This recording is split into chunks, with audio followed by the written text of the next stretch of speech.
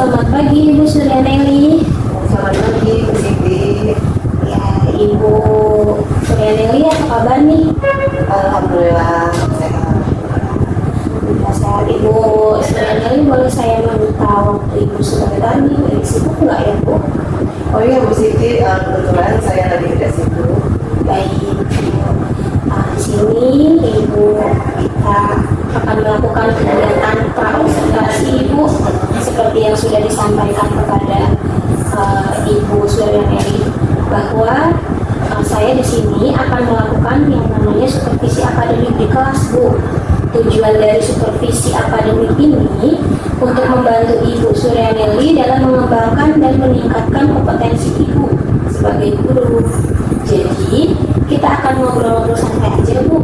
Dari kegiatan ini kita akan melihat sejauh mana kesiapan Ibu dalam melaksanakan kegiatan pembelajaran. Nah, di sini Ibu Suryaneli, dari obrolan kita, apa yang ingin Ibu harapkan, Bu? Jadi dari kegiatan ini saya berharap saya dapat mengembangkan kompetensi saya sebagai guru, khususnya dalam kegiatan pembelajaran. Baik Ibu, semoga saya dapat membantu ya Bu ya. Kalau boleh saya tahu nih Bu, nanti Ibu akan memberikan materi apa ya Bu? Besok saya akan memberikan materi tentang terbentuknya Kepulauan Indonesia. Oh iya, apa tuh Bu capaian pembelajaran yang ingin Ibu capai? Capaian pembelajarannya salah satunya adalah mengidentifikasi terbentuknya Kepulauan Indonesia. Jadi dari capaian pembelajaran tersebut, apa nih Bu yang akan Ibu persiapkan nanti? Saya sudah menyiapkan perangkat pembelajaran Bu, seperti modul, media pembelajaran, dan evaluasi. Oke, kalau begitu lengkap sekali itu Bu. Yang Ibu siapkan mulai dari modul, kemudian media, dan juga evaluasi. Nah, di sini ada nggak Bu kesulitan atau hambatan Ibu dalam menyampaikan materi pembelajaran nanti? Jadi gini Bu Siti, di dalam satu kelas itu kan kemampuan siswanya itu berbeda-beda ya. Jadi ada yang gampang itu menyerap materi, ada yang agak sulit gitu. Jadi itu adalah hambatan bagi saya. Oke, berarti dari hambatan itu yang Ibu ceritakan, adakah Bu strategi yang akan Ibu lakukan dalam mengatasi kesulitan tersebut? Jadi strategi yang akan saya lakukan itu, saya akan menggunakan media pembelajaran yang beragam untuk memfasilitasi kebutuhan belajar siswa yang beragam. Oke, berarti Ibu Suryaneli ini sudah sangat mempersiapkan media pembelajaran yang menyesuaikan dengan kebutuhan siswanya. Bagus sekali itu Bu. Nah, dari sini sudah terlihat bahwa Ibu sudah menerapkan pembelajaran berdiferensiasi ya Bu. Nah, dari persiapan Ibu, apakah masih ada yang kurang? Ini Bu, jadi media pembelajarannya yang saya buat itu masih dalam proses. Berarti masih dalam proses.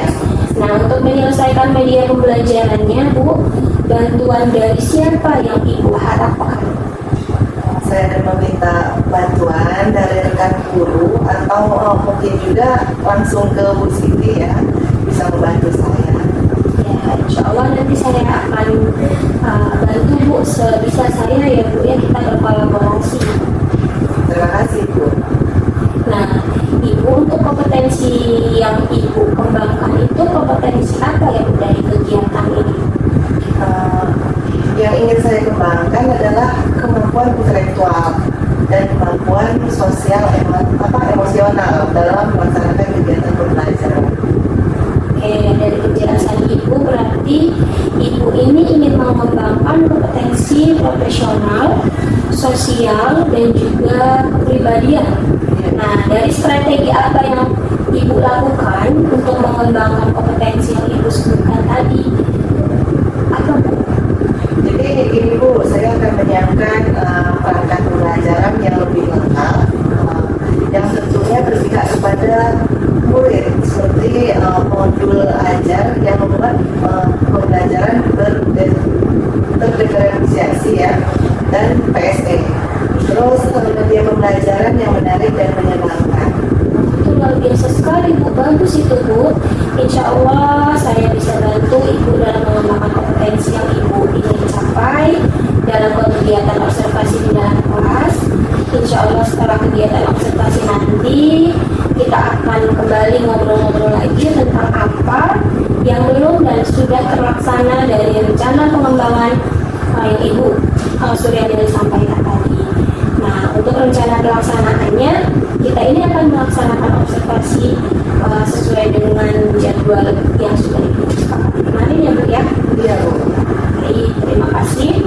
Semoga besok semuanya berjalan dengan lancar tanpa hambatan suatu apapun.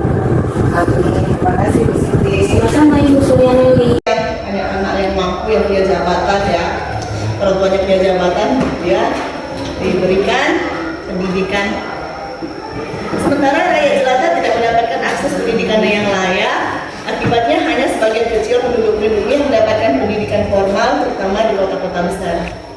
Terus yang kedua ada pendidikan dualistik. Sekolah-sekolah untuk pribumi seringkali berbeda kualitas dan kurikulum dengan sekolah-sekolah untuk orang Eropa.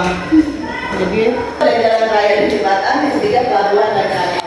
Di bidang transportasi itu ada, jadi Belanda pertama kali itu membangun jaringan kereta api pertama di Indonesia pada tahun 1864 yang menghubungkan Batavia. Batavia itu yang terkenal sekarang adalah Jakarta ya, dengan kota-kota di lain Pulau Jawa. Ini tujuannya untuk kepentingan pengangkutan hasil bumi seperti kopi, teh, dan terus ini ada juga jalan raya dan jembatan. Di sini membangun jalan Anyer dan Hanapan. Juga tujuannya untuk mempermudah mobilitas penduduk lokal. Terus ada pelabuhan dan kapal uap. Pelabuhan modern di Bawah pada zaman penjajahan juga sudah ada penyakit menular. Seperti itu ada penyakit endemi. Terus tapi mereka juga sudah memberikan vaksinasi untuk pelayanan penyakit. Kita lanjut, masih di dampak ya, kesehatan dan higienitas. Terus ada penyakit akibat buruknya kondisi kerja dan hidup. Nah, karena masyarakat pribumi itu dipaksa ya untuk kerja paksa, itu kondisinya kesehatannya buruk ya. Jadi selama masa tanam paksa 1830 sampai 1870, kira-kira 40 tahun itu. Berapa? Kurang lebih berapa? 40 tahun ya. Jadi di bumi di paksa dengan sistem perkebunan kolonial. Dampak tentang mobilitas sosial ya. Jadi perpindahan penduduk ke kota. Terus ada perkembangan kota dan kesenjangan sosial. Terus keempat, perubahan peran perempuan. Nah, pada zaman Belanda itu ada sudah perubahan peran perempuan. Akses perempuan terhadap pendidikan, jadi sudah boleh sekolah ya. Contohnya Raden Ajeng Kartini sudah perempuan yang sudah sekolah ya. Terus peran perempuan dalam gerakan sosial sudah mulai seperti contohnya para tokoh nanti ini dari Sartika ada Maria Warada ya kemudian. Terus kita lanjut ke pada masa Hindia Belanda ada sebagai primitif atau malas ya atau tidak beradab. Sudah kita dijajah dibilang primitif lah ya. Terus yang kedua itu ada keterbatasan mobilitas sosial ya.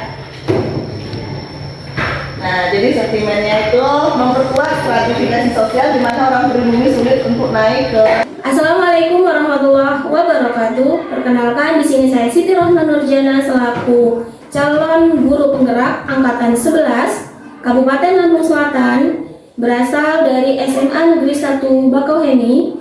Di sini saya akan melakukan percakapan pasca observasi, di mana sebelumnya saya telah melakukan percakapan pra-observasi, kemudian observasi, Dan di sini kegiatan ini saya didampingi oleh rekan sejawat saya, yaitu Ibu Suryaneli selaku guru mata pelajaran sejarah kelas 10 Merdeka. Di sini juga kami didampingi oleh Ibu Ika Safari selaku pengajar baik. Assalamualaikum warahmatullahi wabarakatuh, ibu-ibu sekalian. Warahmatullahi wabarakatuh. Di sini ada Ibu Ika Safari selaku pengajar praktik dari calon guru penggerak angkatan 11 yang mendampingi Siti. Kemudian apa kabar Bu? Alhamdulillah baik Bu. Alhamdulillah baik Bu. Di sini Ibu selaku PP akan mendampingi kami ya Bu ya, seperti itu melakukan percakapan pasca observasi. Kemudian di sini juga ada Ibu Suryaneli atau Ibu Nelly selaku guru mata pelajaran sejarah kelas 10 Merdeka di SMA Negeri 1 Bakauheni. Di sini kemarin kita sudah melakukan praobservasi, kemudian observasi kelas ya Bu ya. Iya. Berarti sekarang kita lanjutkan percakapan pasca observasi ya Bu. Gimana, siap ya Bu? Insya Allah siap. Insya Allah siap. Baik, bisa kita mulai ya Bu ya. Siap. Nah, baik, bismillahirrahmanirrahim. Assalamualaikum Ibu Suryaneli. Waalaikumsalam Bu Siti. Gimana Bu kabarnya? Alhamdulillah sehat Bu. Alhamdulillah sehat ya Bu. Lebih bahagia ya hari ini alhamdulillah. Mudah-mudahan semakin hari semakin baik, semakin sehat, Amin. dan semakin bahagia. Gini Bu, waktu Ibu kemarin melakukan kegiatan observasi kelas, itu gimana perasaan Ibu? Perasaan saya ya waktu Iya. walaupun bukan pertama kali ya observasi di kelas, tapi kan perasaan saya masih agak ada rasa-rasa apa? Deg-degan ya karena didampingi gitu sama Bu Siti ya, apalagi kan Bu Siti itu CGV lah intinya ya, jadi agak beda gitu ya. Biasanya kan kalau di kelas itu Belajar sendiri, sama anak-anak gitu ya, dan ini didampingi gitu. Itu wajar sih Bu, berarti kan ini kegiatan kita yang lazim biasanya kita lakukan. Berarti kan kita masih manusia nih, punya ada rasa deg-degan ya. Kemudian dari situ bisa nggak Bu Ibu ceritakan ada nggak kesulitan-kesulitan setelah Ibu melakukan pembelajaran di kelas dengan rencana yang sudah Ibu rencanakan sebelumnya berdasarkan modul seperti itu Bu? Masalahnya ya yang ada di kelas kemarin yang selama kita observasi itu Bu ya, masalahnya itu adalah di mana peserta didik itu tidak mau bekerja sama dengan kelompok yang sudah saya buat gitu. Itu sih kendala yang saya hadapin waktu observasi. Jadi dan juga mereka tidak mau membantu atau berkolaborasi gitu. Jadi yang kerja gitu ya, enggak gitu ya, itu masih kendala yang selama ini saya hadapi Bu. Berarti lebih ke kerja kelompok, kerjasama ke murid ya Bu ya. Iya. Kalau seperti itu berarti ada nggak sih Bu strategi atau langkah-langkah Ibu untuk mensiasati hal tersebut supaya kelompok-kelompok itu lebih aktif, kemudian bisa bekerja sama antara teman sesama kelompok gitu? Jadi saya lebih ini ke metodenya Bu, metode pembelajaran nanti untuk lebih ke inovatif lagi ya, biar semua bisa kerjasama, biar bisa tergerak lah ya untuk berkolaborasi gitu di dalam. Baik, tadi yang Ibu Suryaneli katakan ingin melakukan pembelajaran yang inovatif ya Bu ya? Iya Bu. Nah kalau gitu pembelajaran yang inovatif itu yang akan Ibu terapkan yang bagaimana ya Bu kalau nanti Ibu lakukan di kelas? Jadi gini Bu Siti, pembelajaran inovatif yang akan saya lakukan itu jadi kalau misalnya siswa itu agak udah mulai males-malesan ya, jadi saya akan menerapkan ice breaking biar semangat mereka untuk belajar lagi itu muncul ya, ada ya. Terus Setelah itu saya akan mengelompokkan peserta didik ini atau siswa ini ke gaya belajar mereka masing-masing gitu, di mana ada audio kan, ada visual dan kinestetik ya. Jadi udah ditentukan ya sebelum sebelum memulai pembelajaran itu memang sudah ditentukan gaya belajarnya. Maksudnya biar dikelompokkan itu sesuai dengan gaya belajarnya itu, maksudnya biar mereka ngerasa nyaman gitu loh Bu. IT ya. Jadi saya akan memasukkan di waktu pembelajaran itu dengan menggunakan handphone, karena anak-anak ini mungkin karena nanti mereka memegang handphone itu ada agak semangat gitu ya. Tapi dengan masih dalam pantauan selama pembelajaran, tidak boleh meng-share apapun atau tidak boleh intinya main game lah lebih ininya ya. Jadi khusus untuk kita mengerjakan apa yang menjadi tugas kita hari itu. Jadi anak-anak nanti saya suruh saya bagikan LKPD, di mana LKPD tersebut nanti tugasnya atau tugas kelompoknya itu, jadi saya suruh mereka membuka aplikasi Canva. Jadi misalnya tugas itu dituangkan di aplikasi Canva, misalnya kayak buat PPT gitu, apa infografis gitu. Nanti setelah selesai per kelompok maju presentasi untuk mempresentasikan hasil kerja kelompoknya gitu Bu, rencana untuk memasukkan pembelajaran inovatif tersebut gitu. Luar biasa sekali itu Bu, ide yang sudah sangat bagus menurut saya, di mana pembelajaran inovatif yang akan Ibu terapkan. Berarti kan di sini nanti Ibu akan melakukan experiment terlebih dahulu, gimana caranya mengaktifkan lagi motivasi belajar siswa, di mana di tengah-tengah pembelajaran kan pasti anak-anak lelah seperti itu ya. Setelah itu baru nanti Ibu lakukan pembagian kelompok, di mana pembagian kelompok itu berdasarkan gaya belajar. Nah, gaya belajar itu juga memang kita sebagai guru harus memperhatikan ya Bu ya.